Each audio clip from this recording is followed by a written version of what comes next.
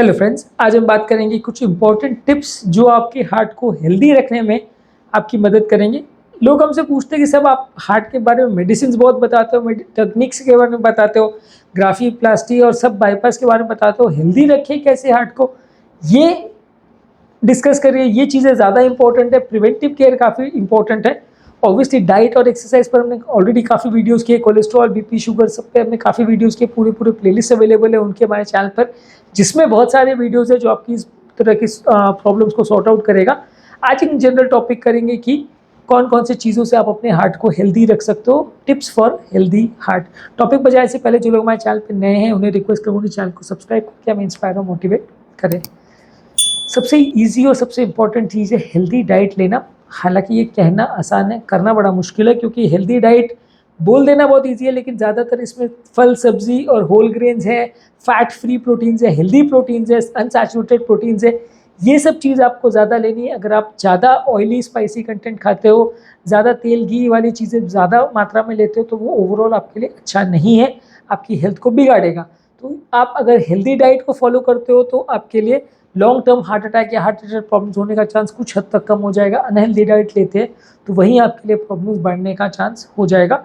तो heart healthy diet को follow करिए, जितना अग्रेसिवली फॉलो करेंगे, जितना अच्छे फॉलो करेंगे, जितना लंबे समय तक करेंगे उतना अच्छा। एक और कॉमन प्रॉब्लम क्या होती है कि लोग क्या बोलते हैं कि 10 दिन हमने बॉयल खाना खाया, अब और नहीं खाएंगे, तो उससे कुछ फ़ायदा नहीं होगा। अगर आपने उस चीज़ को महीनों सालों आपने अगर कंटिन्यू किया तो ही आपको उससे बेनिफिट मिलेगा, तो ही लॉन्ग टर्म फ़ायदा मिलेगा।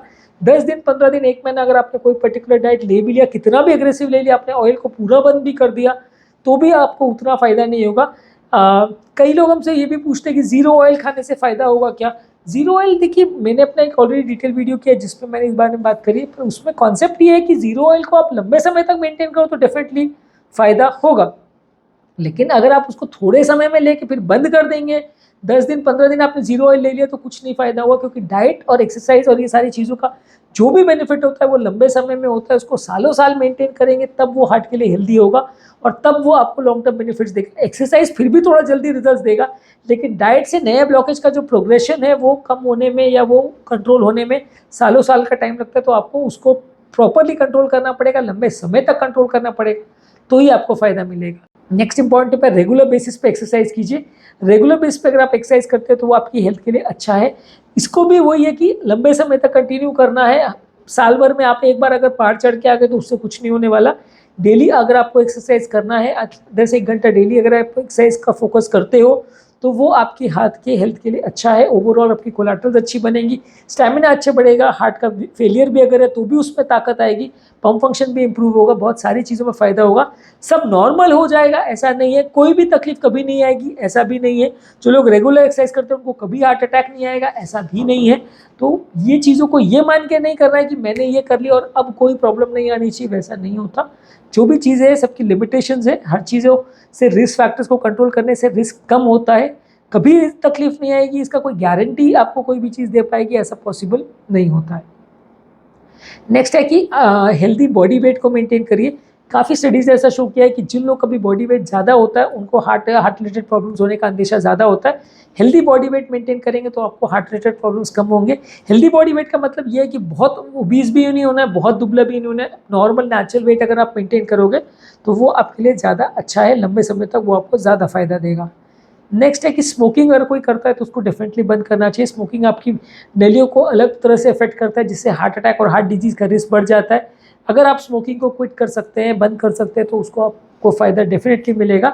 इसको लंबे समय तक आप बंद रखेंगे तो आपको लॉन्ग टर्म बेनिफिट्स मिलेगा।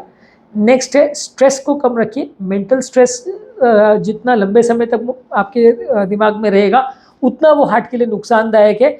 इसको आप कम कर सकते हैं, डीप ब्रीदिंग एक्सरसाइज कर सकते हैं, योगा मेडिटेशन कर सकते हैं। स्ट्रेस के लिए कुछ फूड भी अच्छे होते हैं, बुरे होते हैं, वो भी हमने अपने चैनल पर वीडियोस में किया है। आपका लिए हमारे चैनल पर स्ट्रेस रिलेटेड एक पूरा प्लेलिस्ट है, आप चाहे तो उसमें देख सकते हैं। Anxiety, depression, mental stress, yoga, सब चीज़ के रिलेटेड वीडियो है, तो वो आप चैनल पर हमारे देख सकते हैं। तो आपको उससे हेल्दी मेंटल को स्ट्रेस को कम करने के लिए और इसको कंट्रोल करने के लिए कुछ अच्छे टिप्स मिलेंगे, तो आप इसको फॉलो करिए तो आपको लॉन्ग टर्म हार्ट के प्रॉब्लम्स कम होंगे। इसी तरह से अल्कोहल को भी कम करना है। ज़्यादा अल्कोहल आपके ब्लड प्रेशर को बढ़ाता है और हार्ट अटैक और हार्ट से रिलेटेड एरिथमिया और ब्लड प्रेशर से रिलेटेड प्रॉब्लम्स को बढ़ाने में इंपॉर्टेंट रोल प्ले करता है, तो आपको अल्कोहल को भी बंद रखना है। काफ़ी लोग ऐसा बोलते हैं कि आप ज़्यादा मात्रा में अल्कोहल लोगे तो उसमें एचडीएल कोलेस्ट्रॉल बढ़ता है, तो वो हार्ट अटैक के रिस्क को कम करता है। रेड वाइन आप पियोगे तो फ़ायदा करेगा। वो ज़्यादातर ऐसी कॉन्सेप्ट है जिसका कोई बहुत ज़्यादा प्रूफ नहीं है। ज़्यादातर जो लोग रेगुलर वाइन पीते हैं या जो लोग वाइन को प्रमोट करते हैं वही इस तरह की बातें करते हैं। एक्चुअल रियलिटी से ये बहुत दूर है, क्योंकि इसमें लॉन्ग टर्म कुछ खास फ़ायदा नहीं होता है। आपको हेल्दी बॉडी अगर रखनी है तो अल्कोहल को जहाँ तक पॉसिबल हो कम रखिए। फिर भी अगर किसी को रेगुलर बेस पे लेने की आदत है तो वंस इन अ वाइल महीने में 1-2 बार 3 बार ले सकता है। वेस्टर्न डेटा कहता है कि दिन भर में 1 ड्रिंक आप ले सकते हो, पर अपने यहाँ मान के चलिए कि जो आदमी दिन भर में 1 ड्रिंक ले रहा है वो तो डेफिनेटली कुछ ही टाइम में अल्कोहल का एडिक्ट हो जाएगा। तो आपको उसको जितना बने कम रखना है। नेक्स्ट है ब्लड प्रेशर को कम रखिए, ब्लड प्रेशर को कंट्रोल रखिए, बहुत कम भी नहीं बहुत ज़्यादा भी नहीं। ब्लड प्रेशर को 90 टू 120 या 100 टू 120 सिस्टोलिक ब्लड प्रेशर और 70 टू 90 डायस्टोलिक ब्लड प्रेशर, इसको आप मेंटेन करेंगे तो ज़्यादा अच्छा है। इससे कम ब्लड प्रेशर रहेगा तो भी नुकसानदायक है, इससे ज़्यादा ब्लड प्रेशर रहेगा तो भी नुकसानदायक है। दोनों लेवल्स पर आपको ब्लड प्रेशर को कंट्रोल करना है और लंबे समय तक कंट्रोल करना है। आपने एक दिन दवा ली और एक दिन नहीं ली, या हफ्ते में 15 दिन दवा ली 15 दिन नहीं ली, तो ब्लड प्रेशर बहुत ज़्यादा फ्लक्चुएशन करेगा। और इस तरह फ्लक्चुएशन का ब्लड प्रेशर में अगर हो तो वो ज़्यादा नुकसानदायक है, ज़्यादा खराब करता है। तो आपको कोशिश करनी है कि आपका ब्लड प्रेशर कंटिन्यूसली मेंटेन रहे, एक स्टैटिक लेवल पर रहे, बार बार ऊपर नीचे फ्लक्चुएट नहीं करे, वो ज़्यादा नुकसानदायक है। नेक्स्ट है कोलेस्ट्रॉल को कंट्रोल रखिए। कोलेस्ट्रॉल एक इंपॉर्टेंट रिस्क फैक्टर है। काफ़ी स्टडीज़ ने शो किया है कि ब्लड कोलेस्ट्रॉल लेवल्स अगर आपका ज़्यादा है तो हार्ट अटैक होने का चांस बढ़ जाएगा। कोलेस्ट्रॉल कम करने के लिए आपको डाइट एक्सरसाइज पर तो फोकस करना है, एनिमल कोलेस्ट्रॉल को कम रखना है, प्लांट बेस्ड फूड ज़्यादा रखना है, और बाकी मेडिसिन को कई बार आपको लेना पड़ता है, क्योंकि कोलेस्ट्रॉल को कम करना 100% सिर्फ डाइट और एक्सरसाइज से पॉसिबल नहीं है। डाइट और एक्सरसाइज से खाली 10 to 15% ही रिडक्शन अगर हो सकता है तो कोलेस्ट्रॉल का होगा, पर उस बाकी 80% जो बॉडी का कोलेस्ट्रॉल बनता है वो लिवर में बॉडी के अंदर ही बनता है। तो अगर आप सिर्फ डाइट को कम कर दोगे और तेल की बिल्कुल बंद कर दोगे तो कोलेस्ट्रॉल आपका ज़ीरो हो जाएगा, ऐसा बिल्कुल नहीं है। कोलेस्ट्रॉल उसके बावजूद भी बढ़ सकता है। बस ये है कि आपको अगर ज़्यादा कोलेस्ट्रॉल लेवल है तो मेडिसिन लेना पड़ेगा। लाइफस्टाइल मॉडिफिकेशन अगर साथ में करना है वो साथ में कारगर साबित होगा, पर सीवियर डिस्लिपिडीमिया जिनको कोलेस्ट्रॉल लेवल बहुत ज़्यादा है उनको तो डेफिनेटली मेडिसिन लगेगा। बॉर्डर लाइन लेवल जिनका है, मान लीजिए कट ऑफ 100 है और आपका 120 LDL है या 130 LDL है, तो डेफिनेटली आप कर सकते हो दवा और डाइट के बगैर, मतलब डाइट एक्सरसाइज से मैनेज उनको कर सकते हो।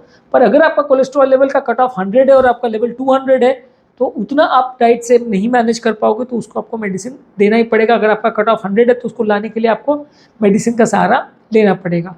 नेक्स्ट है कि स्लीप अच्छी होनी चाहिए। नींद अगर अच्छी रहेगी और लगभग 7 से 8 घंटे आप डेली अगर स्लीप लेते हो तो मेंटल हेल्थ भी उससे कम होगा। ओवरऑल आपका फिजिकल स्ट्रेस भी अगर आप जो भी ले रहे हो वो भी बहुत अच्छी तरह से बॉडी मैनेज करेगी, हार्ट को भी थोड़ा रेस्ट मिलेगा। ओवरऑल आपकी बॉडी का मेटाबॉलिज्म भी अच्छा रहेगा। तो अच्छी 7-8 घंटे की नींद यूजली हेल्दी माना गया है उन लोगों के लिए जिनको हार्ट रिलेटेड प्रॉब्लम्स है। नेक्स्ट है कि जो भी हार्ट रिलेटेड प्रॉब्लम्स है उसके बारे में इन्फॉर्मेशन बहुत ज़रूरी है। हमारे चैनल का भी जैसे बेसिक पर्पज़ ये कि हम लोगों को इन्फॉर्मेशन देते हैं। ज़्यादातर लोग को क्या होता है कि क्या करना है क्या नहीं करना है कुछ पता नहीं रहता। आप कंसल्ट में डॉक्टर के पास जाते हैं, वो आपको 2 से 5 मिनट का वक्त देता है, उसमें आप कितना पूछोगे क्या पूछोगे और किन किन एस्पेक्ट्स को पूछोगे। तो उसमें क्या है इंपॉर्टेंट फीचर जो है, जो चीज़ आपको रेलेवेंट लगती है वो आप पूछ लेते हो और वापस आ जाते हो।